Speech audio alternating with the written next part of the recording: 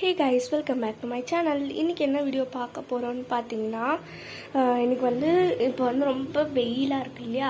Summer சீசன்றதுனால எல்லாருக்கும் சில்லுன்னு ஏதாவது ஒரு ஜூஸ் மாதிரி குடித்தா சூப்பராக இருக்குமேன்ட்டு, அதனால தான் இன்றைக்கி வந்து நம்ம வந்து ஒரு ஜூஸ் போட போகிறோம். ஸோ அதுக்கான எக்யூப்மெண்ட்ஸ்லாம் என்னென்ன தேவைப்படும்னா, 4 டம்ளர் ஆஃப் வாட்டர். உங்கள் வீட்டில் எவ்வளோ பேர் இருக்காங்களோ அவங்களுக்கு ஏற்ற மாதிரி வாட்டர். எங்கள் வீட்டில் 4 பேர், 4 டம்ளர் ஆஃப் வாட்டர்.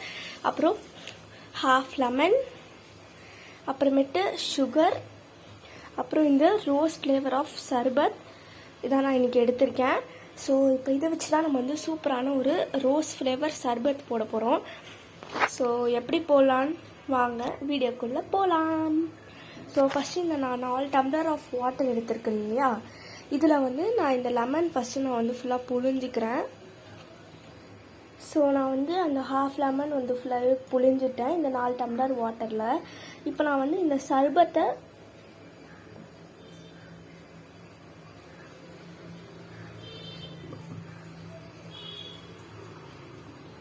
ரெண்டு மூடி வந்து இதில் ஊற்றணுங்க, அப்போ தான் நல்லா டேஸ்ட் வரும்.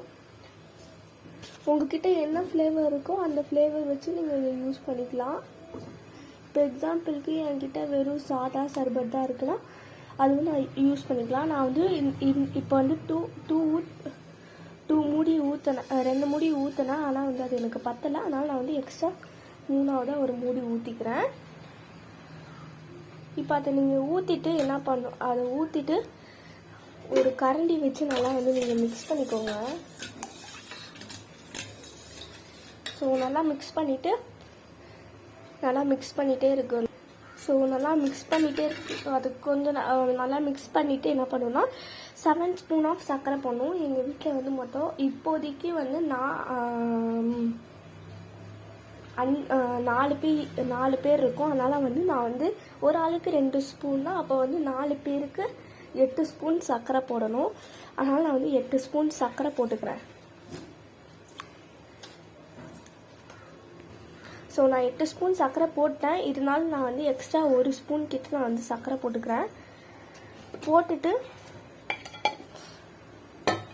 உங்களுக்கு வந்து நல்லா கிளறணும்.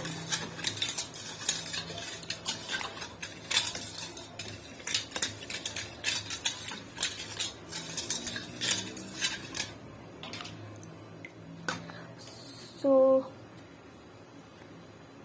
இப்போ பார்த்தீங்கன்னா சர்க்கரை வந்து நல்லாவே கரைஞ்சிருச்சு. ஸோ இப்போ நம்ம வந்து இதை டம்ளரில் ஊற்றி டேஸ்ட் பார்க்கலாம்.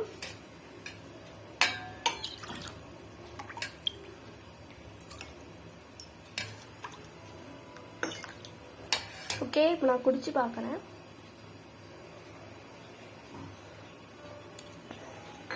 உண்மையாலே இது வந்து நீங்கள் வந்து ஃப்ரீசரில் வச்சு குடிச்சிங்கன்னா இன்னமும் இந்த வெயிலுக்கு சூப்பராக இருக்கும்.